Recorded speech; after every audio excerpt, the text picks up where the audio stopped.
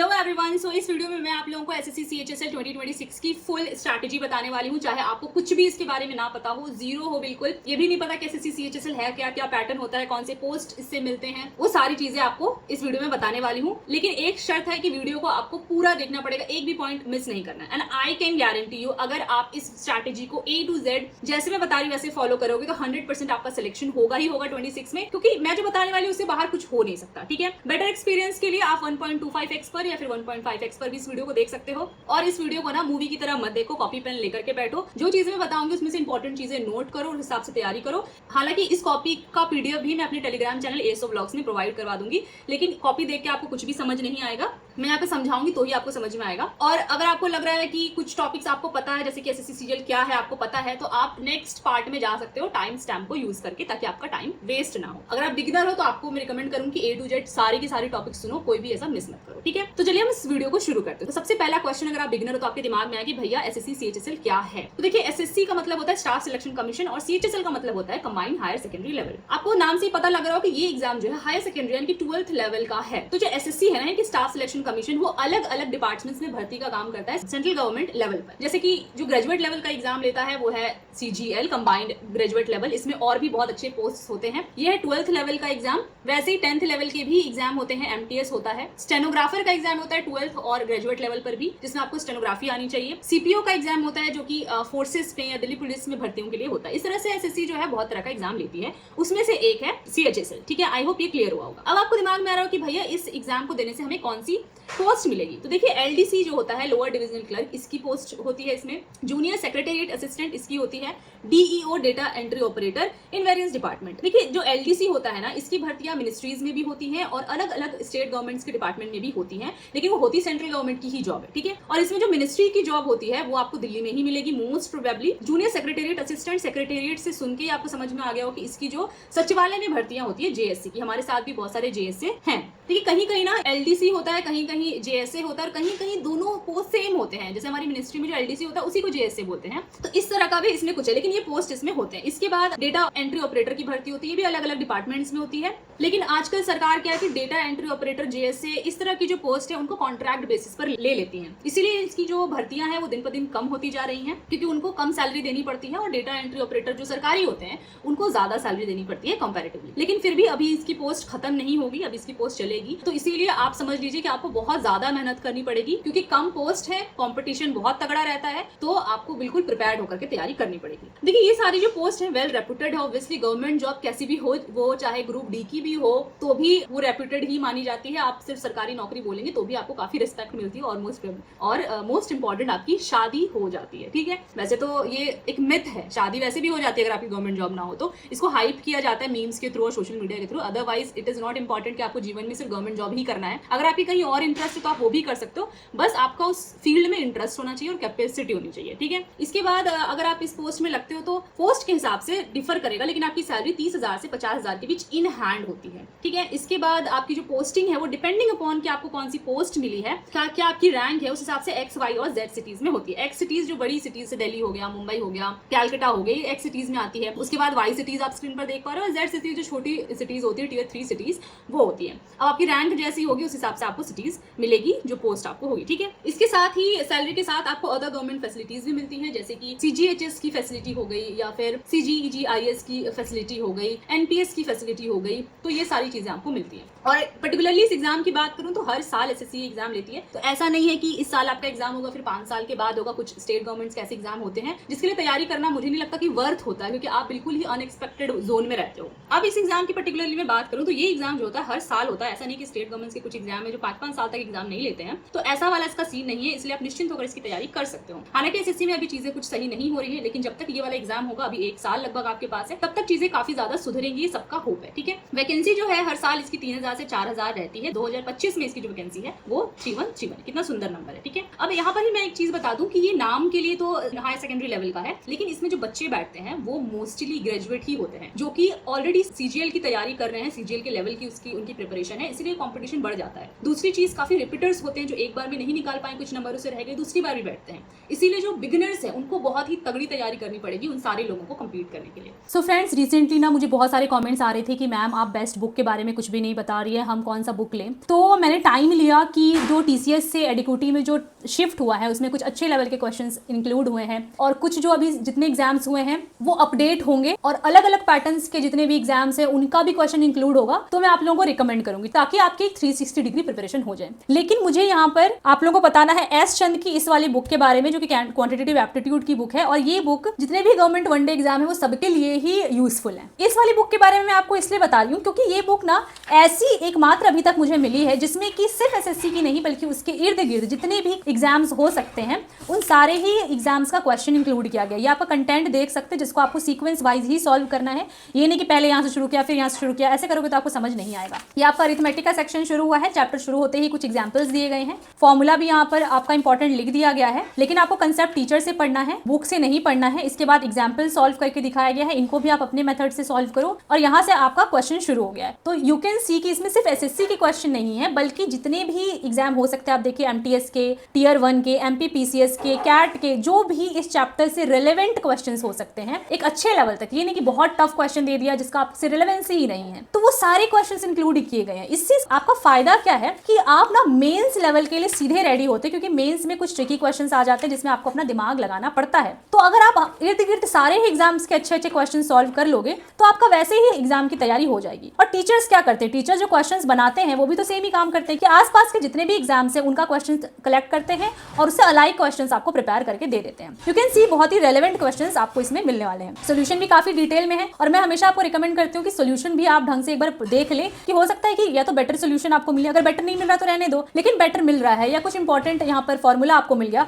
तो हमेशा सोल्यूशन को उसको हाइड कर दो और पेपर को ऐसे मोड़ लो ताकि आप सोल्यूशन में सीधे पहुंचो जो आपको रिवाइज करना है। मैं आपको इसका एडवांस वाला पोर्शन भी दिखा देती हूँ। ये मेंसुरेशन का पोर्शन है जिसमें आप देख सकते हो इसका सोल्यूशन। यहाँ पर आप देख सकते हो डीआई बहुत ही अच्छे लेवल का दिया गया है और नॉर्मल लेवल का भी दिया गया है, तो आपकी 0 to हीरो वाली प्रिपरेशन हो जाएगी। सो इस बुक का जो लिंक है वो आपको मैं डिस्क्रिप्शन में दे दूंगी, आप डेफिनेटली इस बुक को ट्राई कर सकते हो। और ये बुक जो है ना वो आर.एस. अग्रवाल जी के द्वारा लिखी गई है। अगर आप 11th-12th में साइंस लिया है या फिर स्कूल में मैथ्स को अच्छे से पढ़े हो तो आप आर.एस. अग्रवाल जी को जरूर जानते होंगे। ये one of the best writers है, अपने प्रोफेशन के लिए फेमस है। इनकी बुक्स में एरर जो होता है वो नाम मात्र का होता है। सो किसी भी वनडे गवर्नमेंट एग्जाम के लिए ये क्वांटिटेटिव एप्टीट्यूड के लिए बहुत ही बढ़िया बुक रहेगी। आप डिस्क्रिप्शन में जो लिंक है उससे आप इसको चेकआउट जरूर करना। अब हम समझते हैं कि इस एग्जाम का प्रोसेस क्या होता है, कैसे हम समझेंगे कब एग्जाम हुआ, कब क्या होने वाला है, ठीक है, या ये एग्जाम 2026 का कब होगा। तो देखिए प्रोसेस में सबसे पहले तो एसएससी अपना कैलेंडर रिलीज करती है साल में एक बार, जिसमें कि ऑलमोस्ट सारे एग्जाम्स को टेंटेटिवली वो कब लेने वाली है वो बताती है। उसके बाद उस एग्जाम का नोटिफिकेशन आता है, नोटिफिकेशन की डेट भी कैलेंडर में लिखी रहती है। तो मैं जो प्रीवियस एग्जाम सीएचएसएल के हुए हैं उसके हिसाब से मैंने यहाँ पर मंथ्स लिखे हैं। तो नोटिफिकेशन जो है आप एक्सपेक्ट कर सकते हो अप्रैल में 2026 में आ जाएगा। इसके बाद होता है इसका टियर 1, जो कि आप एक्सपेक्ट कर सकते हो कि 2 से 3 महीने के बाद नोटिफिकेशन आने के बाद इसका एग्जाम होता है टियर 1। नोटिफिकेशन से आप फॉर्म फिलअप स्टार्ट कर देते हो, आपको पहले फॉर्म फिलअप करना, उसके बाद टियर 1 होगा जुलाई अगस्त 2026 में। इसके बाद टियर 1 अगर आप क्वालिफाई करते हो तो टियर 2 में आप बैठ सकते हो, अगर क्वालिफाई नहीं करते तो आप नहीं बैठ सकते। तो टियर 2 जो है वो अगेन 3 महीने का टाइम आपको मिलता है तैयारी के लिए, नवंबर दिसंबर 2026 में आप इसको एक्सपेक्ट कर सकते हो। इसके बाद प्रेफरेंस फॉर्म आपके पास आता है अगर आप टियर 2 क्वालिफाई कर लेते हो कि भैया आपको कौन सी पोस्ट चाहिए, तो वो लगभग 3 महीने बाद आपका आ जाएगा मार्च 2026 तक। एंड देन लगभग 1 महीने का टाइम प्रेफरेंस फॉर्म के बाद लगता है, अप्रैल 2026 में आप फाइनल रिजल्ट एक्सपेक्ट कर सकते हो। सॉरी, ये 2027 होगा दोनों।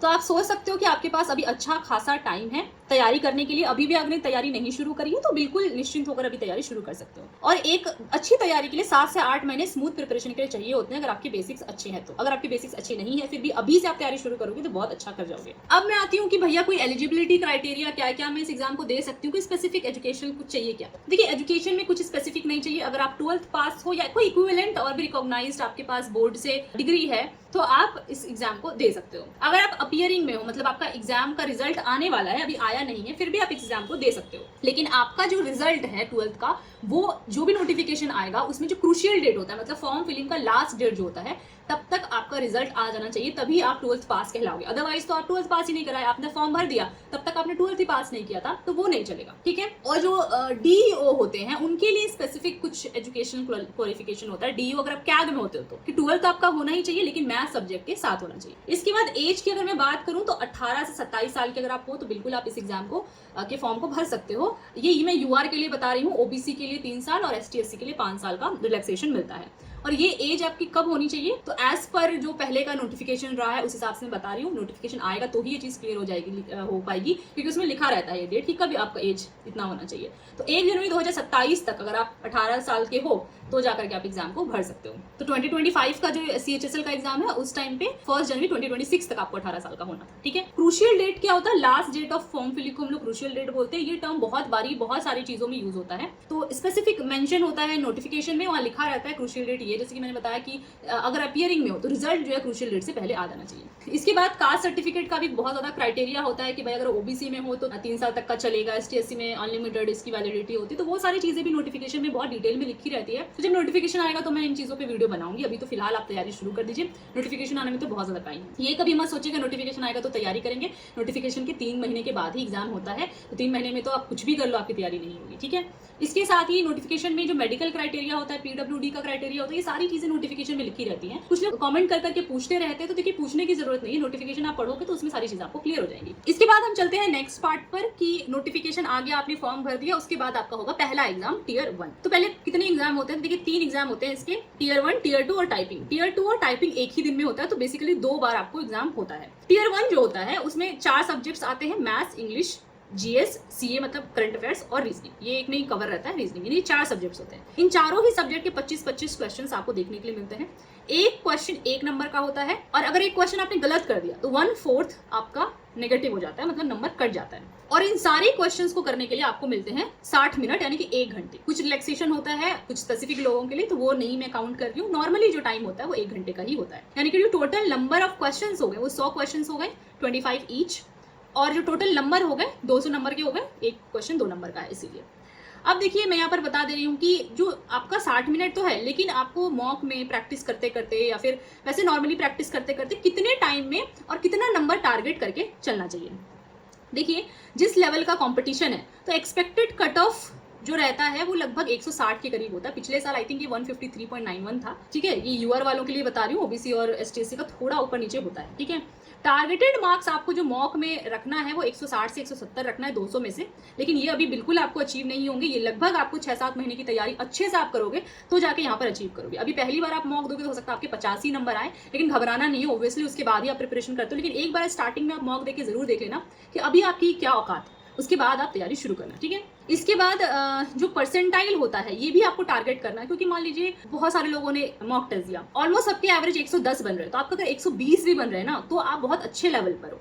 तब आपको ये नहीं सोचना कि मेरे 160-170 नहीं आए, क्योंकि वो क्वेश्चन ही फ्रेम वैसे हुआ होगा कि वो टफ होगा थोड़ा सा। तो आपको मेन है percentile, because ultimately this is competition. कोई बोर्ड का एग्जाम नहीं कितने में से इतने नंबर आने चाहिए, ठीक है। तो ये जो आपका परसेंटाइल है इसका आपका टारगेट होना चाहिए 95 परसेंटाइल से 98 परसेंटाइल टिल एग्जाम। अभी नहीं आएगा, अभी हो सकता है कि आपका 30-40% हो, नो इशू, आपको तैयारी करके इतना करना है। ये तो मैंने आपको टारगेट बता दिया ओवरऑल, लेकिन आपका हर सब्जेक्ट में टारगेट भी फिक्स होना चाहिए ताकि आपको समझ में आए कि भैया मैं इस सब्जेक्ट में अच्छा कर रही हूँ कि नहीं कर रही हूँ।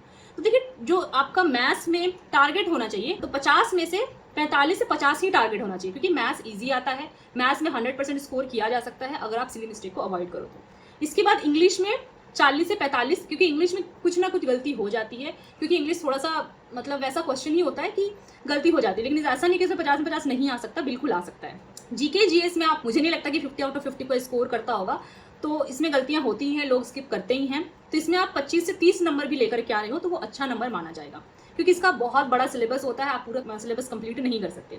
रीजनिंग जो है वो इजी होती है, आप ढंग से प्रैक्टिस करोगे तो आप 45 से 50 नंबर स्कोर कर सकते हो, इतना तो आपका टारगेट होना ही चाहिए। तो आपको ये टारगेट समझ में आ गया, अब जैसे जैसे तैयारी करोगे तो आपको इस स्कोर तक रीच करना है, ठीक है, मॉक में। अब मैं टाइम भी बता दे रही हूँ कि 60 मिनट में आपको किस सब्जेक्ट में कितना टाइम लगना चाहिए। तो अगर मैं मैथ्स की बात करूँ तो 25 मिनट का आपका टारगेट होना चाहिए कि मेरे को 25 क्वेश्चन 25 मिनट में बना लेने, जबकि ये बहुत अच्छा खासा टाइम है, 1 मिनट एक क्वेश्चन के लिए बहुत होता है। लेकिन 1 मिनट एक क्वेश्चन में नहीं लगता। हो सकता है किसी क्वेश्चन आपको 30 सेकंड लग रहे हो, किसी में 40 सेकंड लग रहे हो, और कुछ टफ क्वेश्चन है जिसमें आपको एक्स्ट्रा सोचना पड़ रहा हो, जिनको आपने बाद स्किप करके रखा है बाद के लिए, तो उसमें हो सकता है आपको 2-3 मिनट भी लग जाए। तो इस तरह से करके मैनेज होता है, ऐसा नहीं कि एक क्वेश्चन में 1 मिनट लगता है, ठीक है। इसके बाद रीजनिंग जो है उसमें भी आपको 25 मिनट का टारगेट रखना है। हालांकि रीजनिंग में आपको 15 मिनट का टाइम लगना चाहिए। रीजनिंग 15 मिनट में अच्छे से हो जाता है अगर आप ढंग से प्रैक्टिस करो तो। मैथ्स में आप 30 मिनट या 35 मिनट भी लेके चल सकते हो, लेकिन आप कोशिश करो 30 मिनट से ज्यादा नहीं लगना चाहिए। इंग्लिश में आपको 10 से 15 मिनट लगेगा। जीके जीएस में आपको 5 से 7 मिनट लगेगा। तो इतना लगभग आपको मैं आइडिया दे रही हूँ कितना आपको टारगेट रख के चलना है। अब यहाँ पर कुछ इंपॉर्टेंट चीजें मैं आपको बता दे रही हूँ। देखिए,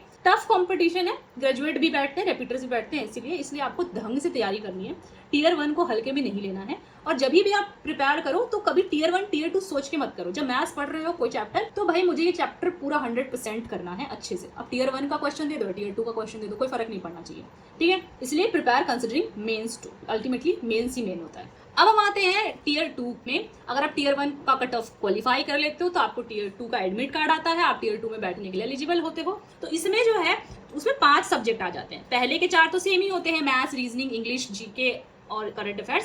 साथ में कंप्यूटर नॉलेज का सब्जेक्ट भी ऐड कर दिया गया है। तो ये अच्छा है, ये अच्छा मतलब मुझे लगता है सही है। तो देखिए, मैथ्स के होते हैं 30 क्वेश्चन, रीजनिंग के होते हैं 30 क्वेश्चन, इंग्लिश के 40 और जीके जीएस के 20, और कंप्यूटर के होते हैं 15 क्वेश्चन। मेंस में जो है एक क्वेश्चन जो है वो 3 नंबर का होता है।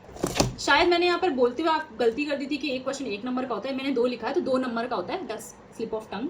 यहाँ पर जो है ये एक क्वेश्चन 3 नंबर का होता है, एक क्वेश्चन गलत होने से आपके 1 नंबर माइनस होते हैं। तो उस हिसाब से देखा जाए तो 360 नंबर का ये एग्जाम होता है। क्यों? क्योंकि जो कंप्यूटर ये क्वालिफाइंग होता है, इसके नंबर ऐड नहीं होते हैं, इसको सिर्फ क्वालिफाई करना होता है, इसके कट ऑफ को क्लियर करना होता है। लेकिन अगर आप इसको क्लियर नहीं करोगे तो आप टीयर 2 में फेल हो जाओगे। इसीलिए कंप्यूटर को हल्के में नहीं लेना है कि ये क्वालिफाइंग है, ठीक है। इसको भी ढंग से इसकी तैयारी करनी है आपको। अब देखिए, मेंस में जो टाइमिंग होता है ना, वो थोड़ा अलग टाइप का होता है। जैसे प्री में क्या था, आपको 1 घंटे मिले हैं, आप जिसको चाहो उसको बनाओ, पहले रीजनिंग बनाओ या मैथ्स बनाओ, आपकी मर्जी है। सीक्वेंस आपको पहले से ही डिसाइडेड रखना है हमेशा ही, ठीक है, कि भाई किस सब्जेक्ट के बाद अब मुझे अटेम्प्ट करना है अपनी सहूलियत के हिसाब से, और उसी को मॉक वॉक में हमेशा वही वाला सीरीज रखना। मेरा क्या होता था, पहले मैं रीजनिंग करती थी, फिर मैथ्स करती थी, फिर इंग्लिश, देन जीएस। लेकिन टीयर 2 में आप अपनी मर्जी से डिसाइड नहीं कर सकते हो, क्योंकि इसमें ये जो 2 सब्जेक्ट्स है मैथ्स और रीजनिंग, इसके लिए आपको 1 घंटे मिलते हैं। इस 1 घंटे में आप इन दोनों को ही अटेम्प्ट कर सकते हो। जैसे ही आपको 1 घंटा कंप्लीट होता है, उसके बाद ऑटोमेटिकली ये वाला सेक्शन ऑन हो जाता है, इंग्लिश और जीएस का। इसके लिए भी आपको 1 घंटे मिलते हैं, आप वापस से इसमें नहीं जा सकते। इसीलिए आपको प्रैक्टिस ऐसी रखनी है कि भैया इसको मुझे कैसे भी करके निपटा लेना है 1 घंटे के अंदर। इंग्लिश और जीएस में 1 घंटे मिलते हैं, फिर कंप्यूटर का सेक्शन ऑटोमेटिकली ऑन हो जाता है, फिर आप पीछे नहीं जा सकते, और इसमें आपको मिलते हैं 15 मिनट। तो 15 मिनट में तो आपका इजीली 15 क्वेश्चन हो जाएगा।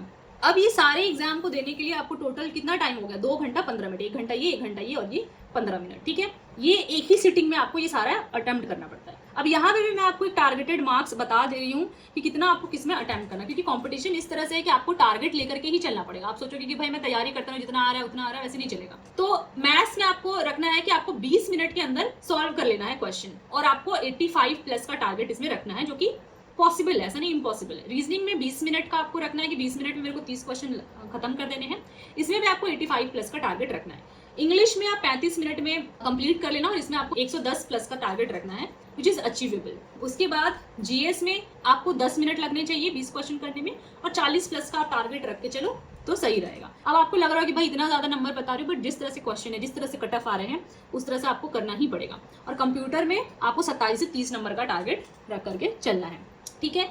इसके बाद जब आपकी एक सिटिंग कंप्लीट हो जाती है टीयर 2 में ये वाली, उसके बाद आपका रजिस्ट्रेशन होता है फॉर टाइपिंग। तो टाइपिंग का क्या है, टाइपिंग के ऊपर मैं नेक्स्ट बहुत ही डिटेल्ड वीडियो बनाने वाली हूँ, क्योंकि अभी 2025 वालों का भी मेंस का एग्जाम है, सीजीएल वालों का, सीएचएसएल वालों को भी टाइपिंग की जरूरत है, और इसके लिए भी मैं टाइपिंग का भी 2026 वालों के लिए बनाऊंगी। तो ले दे करके भी टाइपिंग वाली वीडियो की बहुत ज्यादा रिक्वायरमेंट है, तो उसके लिए मैं डिटेल वीडियो नेक्स्ट बनाने वाली हूँ। इसलिए अगर आपने चैनल को सब्सक्राइब नहीं किया तो कर लेना, क्योंकि इससे ज्यादा डिटेल्ड समझाने वाला चैनल आपको नहीं मिल सकता, एक एक चीज आपको यहाँ पर मिल जाएगी, ठीक है। तो इसमें देखिए 3 पार्ट्स होते हैं टाइपिंग के। एक होता है for DOs in government ministry department. इसकी क्या क्राइटेरिया है, तो इसमें आपको 15 मिनट मिलते हैं टाइपिंग के, और आपको 8000 की डिप्रेशन 1 घंटे के अंदर, मतलब ये क्राइटेरिया है कि 8000 की डिप्रेशन पर आवर के हिसाब से आपका टाइपिंग होना चाहिए। इसके बाद पार्ट बी जो होता है वो होता है DO in other than ministries department. इसमें 15 मिनट का ही टाइम मिलता है, और इसमें टाइपिंग जो स्पीड होनी चाहिए वो 15,000 की डिप्रेशन पर आवर के हिसाब से होनी चाहिए। इन दोनों में क्या डिफरेंस है, इनकी जो पोस्टिंग होती है मोस्टली दिल्ली में होती है, ठीक है, मिनिस्ट्रीज डिपार्टमेंट के अंदर ही पोस्टेड होते हैं। पार्ट सी में लोअर डिविजनल क्लर्क या जीएस से, इन दोनों के लिए जो अगर आप एस्पायर कर रहे हो तो आपका टाइपिंग जो 10 मिनट का होगा। हिंदी की टाइपिंग जो है वो 30 वर्ड पर मिनट के हिसाब से आपकी होनी चाहिए, इंग्लिश की 35 वर्ड पर मिनट के हिसाब से आपकी होनी चाहिए। तो आई होप ये मैंने आपका क्लियर कर दिया। टाइपिंग अगर अच्छे से समझना है तो नेक्स्ट वीडियो का वेट करिए, मैं उसमें और अच्छे से बता दूंगी। वो तो हो गया कि मैंने आपको एग्जाम के बारे में सब कुछ बता दिया। अब लोगों के दिमाग में आता है कि हम प्रिपरेशन शुरू कैसे करें। देखिए, प्रिपरेशन शुरू करने से पहले ना आपको कुछ चीज़ें फिक्स करनी है, कुछ रिसर्च के बाद। क्या? बुक्स आपको पूरे प्रिपरेशन के दौरान 1 साल में क्या पढ़ना है, और एक बार रिसर्च के बाद फिक्स कर लिया, उसके बाद इसको चेंज नहीं करना है। टीचर्स किससे पढ़ना है, क्या पेड पढ़ना है, फ्री पढ़ना है, मॉक टेस्ट मुझे कौन से वाले लेने हैं, मेंटोर्स मतलब जैसे मैं जिस तरह की वीडियो बनाती हूँ गाइडेंस की, उसमें आपको किसको फॉलो करना है, टूल्स जैसे कि व्हाट्सएप ग्रुप हो गया, टेलीग्राम ग्रुप हो गया, PYQs के लिए या फिर कोई नॉलेज के लिए कोई वेबसाइट यूज करना हो, ग्रुप यूज करना हो, तो वो आपको कौन सा करना है। तो ये सारी चीजें ना आप अभी रिसर्च कर लीजिए 10-15 दिन और फिक्स कर लीजिए। उसके बाद आपको कोई भी टीचर या कोई भी मेंटोर, कोई भी गाइड आकर के चेंज करने के लिए बोले तो आपको चेंज नहीं करना है। तो इन सारी चीज़ों के लिए मैंने ऑलरेडी वीडियो बना दी है। बुक्स वाली वीडियो अभी नहीं बना रही हूँ, लेकिन टीचर्स मॉक टेस्ट के ऊपर मैंने वीडियो बना दी है। और मेंटर तो आपको पता ही, मुझे ही फॉलो करना है, तो इसको बताने की जरूरत नहीं है। और एक चीज़ मैं यहाँ पे बता दे रही हूँ शुरू करने से पहले स्ट्रैटेजी, कि यार देखो, मजे मजे के लिए तैयारी मत करो, या तो करो नहीं तो छोड़ दो। क्योंकि आप करना शुरू करते हो, पढ़ते लिखते हो नहीं, टाइम वेस्ट होता जाता है। उससे अच्छा है कि आप कहीं और दिमाग लगा लो, कोई जॉब कर लो, कोई बिजनेस कर लो, लेकिन यहाँ पे टाइम वेस्ट मत करो। अगर आपने 1 साल का टाइम लिया है तो भाई पूरा अपना जान लगा दो, बाकी चीज़ें आपकी बाद में होती रहेगी, पहले तैयारी कर लो। अब जैसे मेरी जॉब लगी, अब मैं जो चाहूँ, मजे करना चाहूँ, घूमना फिरना चाहूँ, कुछ भी करना चाहूँ, मैं कर सकती हूँ। लेकिन अभी मेरी जॉब नहीं लगी होती, 4 साल हो जाते, तो मेरे ना इधर की रहती ना उधर की रहती। इसलिए एक बार दिमाग लगाओ अपना, लेकिन तैयारी कर लो। इसके लिए स्ट्रॉन्ग वाई बनाओ कि क्यों तैयारी करना है। या तो आपको एक अच्छी सैलरी चाहिए, एक रेपुटेशन चाहिए, एक अच्छी लड़की से शादी करनी है, या घर की फाइनेंशियल प्रॉब्लम है। एक स्ट्रॉन्ग वाई होना किसी भी चीज़ के लिए जरूरी है, जो आपको मोटिवेट करता रहेगा। और मेंटली प्रिपेयर रहिए कि आपका जो है ना अप एंड डाउन होगा प्रिपरेशन के दौरान। हमेशा ऐसा नहीं होगा कि अच्छा होता रहेगा या मॉक टेस्ट में अच्छे नंबर आते रहेंगे। आपकी बहुत तैयारी के बाद भी हो सकता है कि मॉक में आपके कम नंबर आए, तो उस टाइम में आपको डिमोटिवेट नहीं होना है, बल्कि आपको देखना है कि कहाँ गड़बड़ी हो रही है, कैसे मैं सुधार सकता हूँ। तो थोड़ा मेंटली प्रिपेयर रहिएगा लो टाइम के लिए भी। एस्पिरेंट्स के साथ बहुत बार ऐसा होता है कि रो देते हैं एस्पिरेंट्स, मतलब मैं खुद बहुत बार रोई हूँ। तो हमेशा अच्छा एक्सपेक्ट मत करिएगा, क्योंकि जब खराब होगा फिर आपको लगे क्विट कर। इतना कमजोर हो तो तैयारी में आइए ही मत, क्योंकि ये तैयारी होती है गवर्नमेंट एग्जाम्स की, काफी पेशेंट वाली चीज होती है। और कोई बैकअप प्लान देखिए मत रहिए। अगर पहली बार तैयारी करें तो बैकअप प्लान मत रखिए। बैकअप प्लान रखना चाहिए कि नहीं रखना चाहिए, ये सारी चीज़ों के ऊपर ज्ञान मैं इस वाली वीडियो में दे चुकी हूँ, बहुत ही डिटेल में मैंने बताया है। ये सारी वीडियोस जिसका मैं रेफरेंस दे रही हूँ, सबका लिंक आपको डिस्क्रिप्शन में मिल जाएगा। तो इस वीडियो खत्म होने के बाद एक बार डिस्क्रिप्शन जरूर चेक कर लेना, वहाँ पे बहुत बढ़िया आपको वीडियोस मिल जाएंगी। अब चलिए, इतना ज्ञान देने के बाद हम शुरू करते हैं मैथ्स की स्ट्रैटेजी। ये सारी चीज़ें बताना जरूरी था, इसलिए मैंने आपको बताया। देखिए, मैथ्स में सबसे पहले मैं बता देती हूँ कि 2 तरह की चीजें आती है। एक होती है अरिथमेटिक, एक होता है एडवांस। अरिथमेटिक का मतलब होता है कि जिसमें जैसे परसेंटेज हो गया, रेशियो हो गया, प्रॉफिट हो गया, लॉस हो गया, ये सब जो हमारी रोजमर्रा के काम में ना ज्यादा जो यूजफुल होते हैं वो अरिथमेटिक ही होते हैं। नंबर्स का गेम होता है यहाँ पे। एक होता है एडवांस, जैसे कि ट्रिग्नोमेट्री हो गया, ज्योमेट्री हो गया, मेंसुरेशन हो गया। इसमें इसका क्या है कि हमारे रोजमर्रा की जिंदगी में इतना काम नहीं है, लेकिन रिसर्च की चीजों में काम है। और इसमें नंबर्स के साथ नहीं, बल्कि XYZ के साथ ज्यादा खेल होता है। ठीक है, तो 10 तक तो हम अरिथमेटिक बढ़िया से पढ़ते हैं, लेकिन एडवांस जिनका मैथ्स साइंस वाले बैकग्राउंड होता है उनका अच्छा होता है। लेकिन ऐसा नहीं है कि जिनका मैथ्स बैकग्राउंड नहीं उनका अच्छा नहीं हो पाएगा। अगर आप ढंग से बेसिक्स क्लियर करके उसके बाद अच्छे टीचर से पढ़ोगे तो हो जाएगा। अब मैं यहाँ पर बता रही हूँ कि मैथ्स जो है वो आपको कैसे पढ़ना है। तो देखिए, सबसे पहली बात तो मैथ्स को आपको देना है दिन भर में लगभग 3 से 4 घंटे, क्योंकि इसमें जो है ना समझने वाली चीज़ ज़्यादा है, कंसेप्ट क्लियर करने वाली चीज़ ज़्यादा होती है। और मैथ्स को हमेशा पढ़ना है चैप्टर वाइज। तो कुछ लोग क्या करते हैं, मैथ्स में सबसे पहले उठा लेंगे एक इजी चैप्टर, मान लीजिए रेशियो आपको इजी लगता है तो उठा लिया, फिर आपको ट्रिग्नोमेट्री इजी लगता है तो उठा लिया। मैथ्स की तैयारी ऐसी नहीं होती है, सीक्वेंस वाइज आपको जाना पड़ता है। जैसे कि आप कोई भी बुक उठाएंगे ना, सबसे पहला जो चैप्टर आपको मिलने वाला है वो है नंबर सिस्टम। क्यों नंबर सिस्टम? क्योंकि भैया आपको जब तक नंबर के बारे में ही नहीं पता रहेगा तो आप बाकी चैप्टर्स कैसे करोगे। मान लीजिए आपको परसेंटेज ही नहीं पता रहेगा तो आप प्रॉफिट और लॉस को आप समझ ही नहीं पाओगे। तो इसीलिए हमेशा मैथ्स को सीक्वेंस वाइज चैप्टर्स को पढ़ना होता है। इसीलिए क्या होता है, सीक्वेंस वाइज पढ़ते नहीं, समझ आता नहीं है। और अगर समझ आ भी गया फॉर द टाइम बीइंग, आपने उस चैप्टर को पढ़ा, आपको समझ आ गया, लेकिन आपको याद नहीं रहेगा। ठीक है, तो इसीलिए हमेशा चैप्टर वाइज सीक्वेंस वाइज पढ़ना है। अब मान लीजिए एक चैप्टर आपने उठाया, अब मैं यहाँ पे बताऊंगी उस चैप्टर को आप कैसे कंप्लीट करोगे कि आपका बेस्ट पोटेंशियल निकल के आएगा और आपका सबसे ज्यादा रिविजन हो जाएगा और आपको याद रहेगा। तो ये स्टेप्स क्या क्या उस चैप्टर को कंप्लीट करने के। मान लीजिए मैंने यहाँ पे एग्जाम्पल लिया है परसेंटेज चैप्टर का। इसमें क्या करना है, आपको सबसे पहले वीडियोस देखना है। वीडियोस किसकी? जिस भी टीचर का आपको देखना है, या तो फ्री यूट्यूब से पढ़ सकते हो या पेड पढ़ सकते हो, लेकिन वीडियोस के थ्रू आपको कंसेप्ट क्लियर करना जरूरी है। अगर आपको लग रहा है कि आप सिर्फ बुक पढ़ के समझ जाओगे तो देखिए वो लेवल नहीं रह गया एसएससी का, काफी टफ कंपटीशन है। तो आपको अच्छे से वीडियोस के थ्रू कंसेप्ट क्लियर करना पड़ेगा। पेड लोगे या फ्री लोगे वो आपकी चॉइस है। अगर आपको फ्री पढ़ना है तो कौन से बेस्ट टीचर हैं, कौन कौन सा उनका प्लेलिस्ट है, वो इस वीडियो में बता दिया है मैंने, तो डिस्क्रिप्शन में चेक कर लेना, ये वाली वीडियो आपको मिल जाएगी। तो वहां से आपको क्या करना है, कंसेप्ट बहुत अच्छे से उस चैप्टर का कंप्लीट कर लेना। 3 से 4 दिन आपको लगेंगे, या डिपेंड करता है कि चैप्टर की लेंथ क्या है। अगर मान लो 500-700 क्वेश्चन है तो हो सकता है कि आपको एक हफ्ते भी लग जाए, लेकिन इस टाइम पर आपको पेशेंटली कंसेप्ट उस चैप्टर का कंप्लीट करने पर ध्यान देना है। जो नेक्स्ट स्टेप है आपका वो होता है नोट्स मेकिंग। अब देखिए वीडियोस को ना आपको मूवी की तरह नहीं देखना है कि भैया आपने खोल लिया और मजे में देखे जा रहे हो और 4-5 लोगों का इसी हिसाब से आप स्ट्रैटेजी देख लेते हो, लेकिन फॉलो एक को भी नहीं करते। इसीलिए आप एक मेंटर को ही चूज करो, लेकिन उसके स्ट्रैटेजी को फॉलो करो, या फिर एक रेफरेंस लेकर अपनी स्ट्रैटेजी बना लो। लेकिन 10 लोगों की स्ट्रैटेजी देखकर एक को भी फॉलो नहीं करना is not a good decision. तो इसलिए वीडियो के साथ साथ आपको नोट्स बनाना है। नोट्स बनाना ही है, ये नहीं कि भाई बना भी सकते नहीं बना सकते, मुझे तो याद रहेगा, मेरी तो मेमोरी बहुत अच्छी है, मैंने तो एक बार वीडियो देख ली और मेरे दिमाग में फिट हो गया। ये गलतफहमी होती है, क्योंकि एग्जाम के टाइम पे आपके पास कुछ नहीं बचेगा रिविजन करने के लिए। तो साल भर आपने जो भी तैयारी करी वो गया भाड़ में, ठीक है। तो इसीलिए आपको नोट्स बनाना है। नोट्स में आपको क्या क्या करना है, एक तो अपनी भाषा में बनाना है, बिल्कुल बहुत स्टाइलिश बनाने की कोशिश नहीं करना, बहुत सुंदर से लिखने की जरूरत नहीं है। 1 लाइनर टू द पॉइंट चीज़ें आपको लिखनी है जिससे आप रिवाइज कर सको। उसमें आपको कंसेप्ट लिखना है बिल्कुल अपनी भाषा में, फॉर्मूला उस चैप्टर का लिखना है जो भी आप चैप्टर कर रहे हो, जैसे मैंने परसेंटेज चैप्टर का एग्जाम्पल लिया है। इंपॉर्टेंट ट्रिक्स आपको इस चैप्टर के लिखने हैं। रिविजन फ्रेंडली होना चाहिए कि मतलब एक बार आपने खोला और बस आपने रिवाइज कर लिया, इतनी टू द पॉइंट चीजें उसमें होनी चाहिए। और नोट्स के पीछे ना एक ब्लैंक पेज जरूर छोड़ देना 2-3, क्योंकि आप पूरी तैयारी के दौरान 2-3 नहीं, मतलब मैं बोलूँगी 7-8, क्योंकि पूरी तैयारी के दौरान आपको या तो कुछ बहुत अच्छे क्वेश्चन मिलेंगे या तो कुछ और न्यू ट्रिक्स न्यू फॉर्मूलाज मिलेंगे जो आपको बाद में भी एडिशन वहाँ पे करना पड़ेगा। और इंपॉर्टेंट कैलकुलेशन ट्रिक, कुछ चैप्टर्स के ना अपने अपने कैलकुलेशन की ट्रिक होते हैं, या फिर ऐसी चीजें होती है जो वो कैलकुलेशन बहुत बार रिपीट होता है, तो उन कैलकुलेशन को आपको सीधे लिख लेना है। जैसे हमारे टाइम पे क्या होता था कि 17x19 ये बहुत बार यूज होता था, तो मैंने इस तरह के जो कैलकुलेशन है उसको सेपरेटली लिखा था ताकि जब भी आए तो मेरे दिमाग में सीधा इसका आंसर मुझे करना ना पड़े, ठीक है। इसके बाद जो नेक्स्ट स्टेप है वो है साइमल्टेनियस नोट्स रिवीजन। ये होगा आपका डेली बेसिस पर before proceeding for new concept. For example, जैसे मान लीजिए आपका फर्स्ट डे है, आपने वीडियो देखी, नोट्स भी बना ली और आपने उस नोट्स को उसी दिन आपको रिवाइज करना है। अब वीडियो दूसरे दिन क्या है, क्योंकि एक दिन में तो आप भाई पूरा वीडियो खत्म करोगे नहीं, लगभग 10-12 घंटे की एक चैप्टर की वीडियो होती है।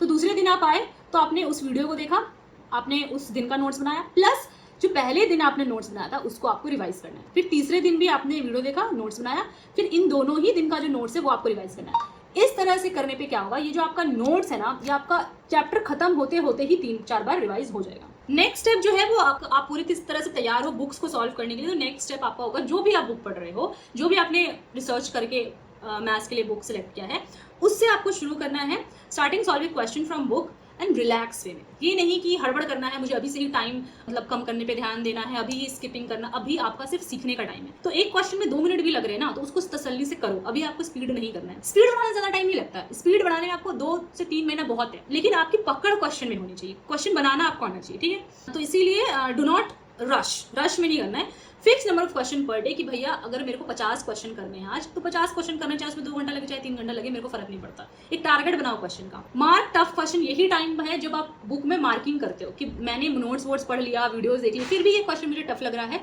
या अलग लग रहा है, तो उन क्वेश्चन को आपको मार्क करना है। या कोई भी क्वेश्चन जो आपको टफ लग रहा है पेंसिल से मार्क करना, क्योंकि हो सकता है कि फर्स्ट टाइम में वो आपको भी टफ लग रहा है, लेकिन दूसरी तीसरी बार जब आप बुक बनाओ तो आपको लगे कि भाई ये तो ईजी था, तो आप उस टाइम मिटा सकते हो। इसीलिए मार्किंग हमेशा पेंसिल से करो। उसके बाद अगर कोई सोल्यूशन आप बुक के पीछे देख रहे हो, वहां पे भी कोई अच्छा फॉर्मूला लिखा हुआ है, कोई ऐसी इंपॉर्टेंट ट्रिक लिखी है, तो आप उस सॉल्यूशन को भी मार्क कर सकते हो और उस पेज को मोड़ लेना ताकि आपको सीधे सॉल्यूशन में आप जा सके। तो आपको लगभग 3 से 5 दिन लगेगा खत्म करने में एक चैप्टर को, again depending upon the chapter के कितने क्वेश्चंस हैं उसमें।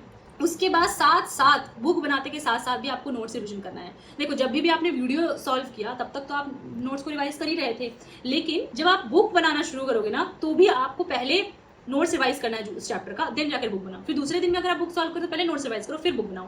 इसका मतलब समझ रहे हो कि नोट्स आपका ना चैप्टर खत्म होते होते ही 7-8 बार रिवाइज हो जाएगा। और आप ऐसा नहीं कि आपको नोट्स रिवाइज करने में 2-2 घंटे लगे जा रहा है, आप एक बार हो सकता है कि आपको 1 घंटे लगे, फिर दूसरे दिन आपको थोड़ा कम लगे, 8-9 दिन के बाद तो मतलब 15-20 मिनट में नोट्स को रिवाइज कर सकते हो। इस तरह से आपको चीज़ें याद रहेंगी, ठीक है। नाउ आपको एडिक्विटी बेस्ड जो पैटर्न का क्वेश्चन आया है सिलेक्शन पोस्ट में, आप सीजीएल के एग्जाम में, सीजीएल के एग्जाम में जो आने वाला है, वो सारे क्वेश्चंस को भी अलग से प्रैक्टिस करना है। वो क्वेश्चंस आपको कहाँ से मिलेंगे, तो देखिए मेमोरी बेस्ड क्वेश्चन आपको मिल ही जाएगा, जो मैंने पहले एस चंद वाली बुक आपको बताई, वहाँ से भी आपको मेमोरी बेस्ड क्वेश्चन मिलेंगे। लिंक डिस्क्रिप्शन में, आप इस बुक को परचेज करके प्रैक्टिस करना शुरू कर सकते हो। इसके बाद जो स्टेप है वो है आपका सेक्शनल मॉक। अब परसेंटेज चैप्टर आपने बहुत बढ़िया से कंप्लीट कर लिया, वीडियो देख लिया, नोट्स बना लिया, रिविजन कर लिया, बुक से कर लिया। अब सेक्शनल मॉक में जब आओगे ना, तो आपका 80 to 85% क्वेश्चन करेक्ट होगा, क्योंकि अभी अभी ताजा वो चैप्टर आपके दिमाग में है। तो इस तरह से करके आपको एक चैप्टर को बहुत ही बढ़िया से 5-7 दिन, 1 हफ्ते, 10 दिन भी लेकर के सॉल्व करो, लेकिन पहली बार में चैप्टर बहुत बढ़िया से कंप्लीट करो, तब आपका दूसरी बार में रिवीजन करना और समझना ईजी हो जाएगा।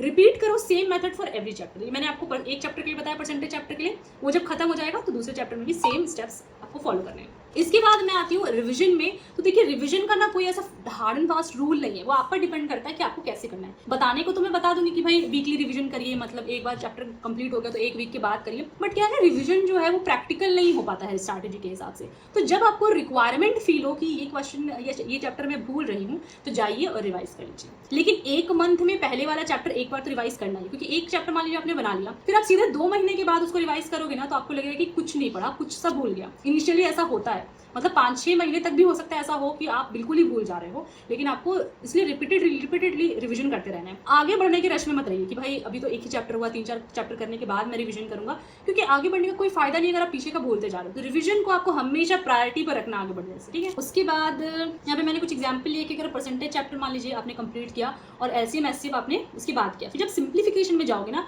उससे पहले आप एक बार LCM HCF और परसेंटेज चैप्टर कर लीजिए।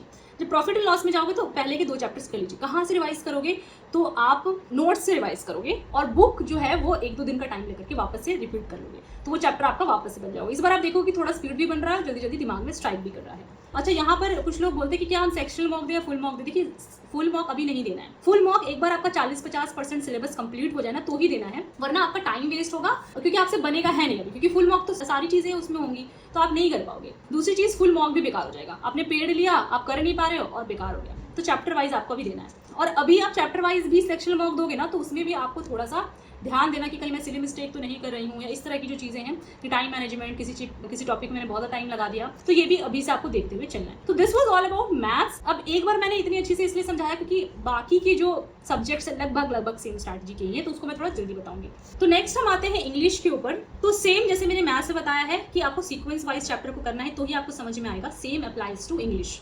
अगर आपको वर्ब चैप्टर नहीं आता है तो आपको सब्जेक्ट वर्ब अग्रीमेंट चैप्टर समझ नहीं आएगा। अगर आपने नाउन नहीं पढ़ा है तो प्रोनाउन चैप्टर नहीं समझ में आएगा, इसीलिए सीक्वेंस वाइज जाना जरूरी है। अब कुछ लोग पूछते सीक्वेंस क्या है, तो किसी भी जो बुक होता है उसके कंटेंट्स में जिस सीक्वेंस में चैप्टर दिए रहते हैं वही एक्चुअल सीक्वेंस होता है, आपको वही फॉलो करना है। जो पहला चैप्टर उसको पहली बार पहले बनाना है, तो दूसरा चैप्टर उसको दूसरी बार बनाना है। आपको इंग्लिश में लगभग 2, 2.5 या 3 घंटे का भी टाइम आपको देना है अगर आपकी इंग्लिश वीक है तो। अच्छा, इंग्लिश में जो है वो 3 पिलर्स होते हैं इसके, ग्रामर, रीडिंग कॉम्प्रिहेंशन, वोकैब, और तीनों की स्ट्रैटेजी अलग अलग होती है क्योंकि तीनों अलग अलग चीजें हैं, अलग अलग तरीके से पढ़नी होती है। तो सबसे पहले मैं आपको ग्रामर के बारे में बताऊंगी। तो ग्रामर के लिए जो रोड मैप है ना वो लगभग मैथ्स की तरह है कि पहले आपको वीडियो देखनी है, लेकिन मैं यहाँ पे बता दे रही हूँ, देखिए मैंने कभी इंग्लिश के लिए ना ग्रामर के लिए वीडियो नहीं देखी, मोस्टली मैंने चैप्टर्स के लिए वीडियो नहीं देखी क्योंकि मेरी इंग्लिश ठीक थी तो मुझे सीधे बुक से समझ में आ जाती थी। लेकिन जिन लोगों की इंग्लिश वीक है मैं उन लोगों को रिकमेंड करूंगी कि आप वीडियोज से पहले समझो, उसके बाद आप बुक पे आना, पहले आप वीडियो से देख लो। तो फॉर एग्जाम्पल मैंने यहाँ पे लिया है सब्जेक्ट वर्ब अग्रीमेंट की, मान लो आप वीडियो देख रहे हो, आपको हो सकता है कि 2-3 दिन लगे वीडियोस देखने में, साथ साथ आपको नोट्स मेकिंग करनी है जैसे मैंने मैथ्स में बताया। लेकिन इंग्लिश में जो नोट्स मेकिंग होती है ना बहुत ही ज़्यादा डिटेल्ड नहीं होती है,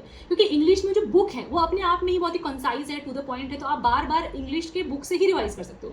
बट मैथ्स में ऐसा नहीं होता है, मैथ्स में एक तो नोट्स होता ही नहीं है, तो इसलिए इसमें डिटेल नोट्स बनता है। इंग्लिश में लिमिटेड नोट्स बनता है, टू द पॉइंट नोट्स बनता है, उसमें रूल्स नहीं लिखने होते हैं क्योंकि रूल्स ऑलरेडी बुक में होते हैं। ट्रिक्स आप अगर कोई टीचर कुछ अलग तरह की ट्रिक बता रहा है जो आपको लग रहा है कि आपको नोट करना चाहिए बिकॉज आपके बाद में मॉक के टाइम पे काम आ जाएगा, तो वो आप लिख सकते हो। इसके बाद साथ साथ वीडियोस के अगर आपने नोट्स बना लिया है तो आपको रिवाइज भी करते जाना है, जैसे मैंने मैथ्स बताया कि डे पर डे आपको रिवाइज करना है। देन नेक्स्ट स्टेप आपका है बुक को आपको पढ़ना है। तो बुक इंग्लिश में बहुत ही थोरोली पढ़ना पड़ता है बिकॉज बुक में ही मैक्सिमम चीजें होती हैं इंग्लिश की। तो सब्जेक्ट वर्ब अग्रीमेंट जैसे मैं यहाँ पर एग्जाम्पल ले रही हूँ, सबसे पहले आपको उसके रूल्स पढ़ने हैं। रूल्स बहुत तसल्ली से पढ़ने, समझ के पढ़ने, रटना नहीं है कि भैया इसके बाद ये लगता है, ये लगता है। आपको समझ आना चाहिए क्यों लग रहा है, अगर यहाँ पे मैं चेंज कर दूँ तो ये इसका मतलब कैसे बदल जाएगा, ये क्यों गलत है, अगर एरर आ रहा है तो क्यों एरर आ रहा है, ठीक है। उसके बाद आपको क्वेश्चंस जो पीछे बुक के दिए गए हैं वो करना है और रिवाइज करना है 4-5 टाइम्स आप जो क्वेश्चन करोगे उसको। नेक्स्ट स्टेप जो है वो है मॉक टेस्ट। सेम मैंने बताया सेक्शनल मॉक आपको देना है, जैसे सब्जेक्ट वर्ब अग्रीमेंट आपने कंप्लीट किया तो कंप्लीट करने के बाद, बुक बनाने के बाद, रिवाइज करने के बाद आपको इसका सेक्शनल मॉक देना है। आई एम डैम श्योर आपका 80 से 85% जो है क्वेश्चन सही होंगे।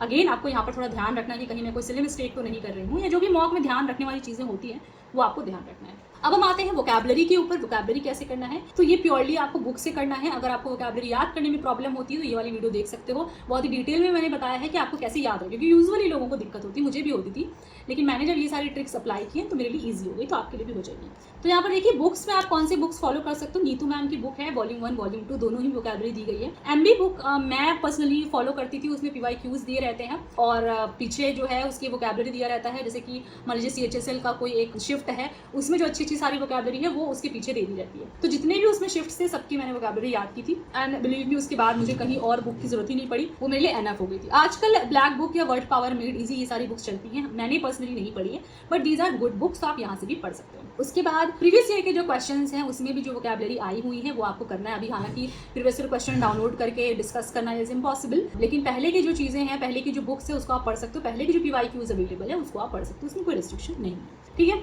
अब कुछ लोग बोलते हैं कि हम कैसे पढ़ें, वोकेबलरी को कैसे रूटीन बनाना चाहिए। तो देखिए आप ज़्यादा मत पढ़िए, डेली एक पेज पढ़िए।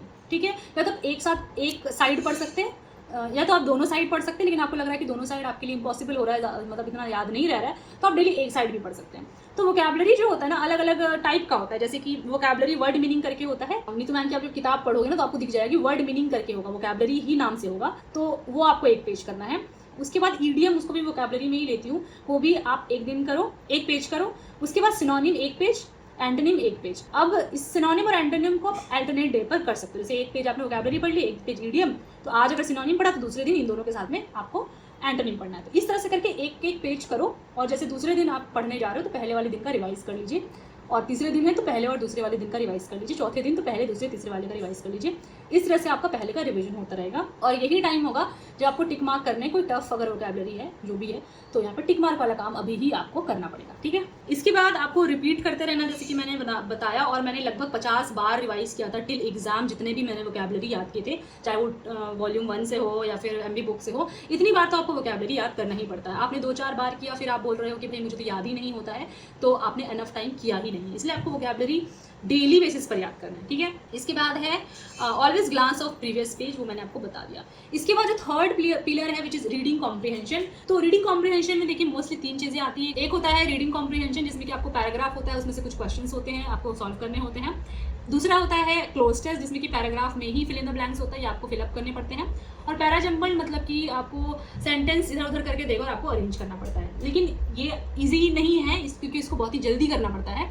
तो इन सब के ऊपर मैंने ये तीनों बहुत ही डिटेल वीडियो बना के रखी है और बहुत ही बेहतरीन वीडियोज हैं। इन तीनों को आप देख लोगे तो आपको और कुछ भी देखने की जरूरत नहीं पड़ेगी इन तीनों ही टॉपिक्स के ऊपर। ये जो सारी वीडियोज है मैंने मनीषा बंसल मैम की जो पूरी प्लेलिस्ट है, बहुत ही लंबी चौड़ी उनकी प्लेलिस्ट है, उसको पूरा सार ही बताया हुआ है उसको। और मेरी जो ये तीनों सब्जेक्ट्स स्ट्रॉन्ग हुई थी मनीषा बंसल मैम की वजह से ही हुई थी। तो she is I think one of the best teachers for English for government exams. ठीक है, उसके बाद अगर आपको लग रहा है कि इन तीनों में से कुछ ट्रिक्स है जो कि होंगी ही, तो आपको नोट बना लेना है उसका, ट्रिक्स का और इंपॉर्टेंट पॉइंट्स जो भी मैं बता रही हूँ या टीचर बता रहे हैं उसका।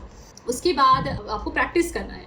देखिए English is all about practice, English is not about revising rules again and again.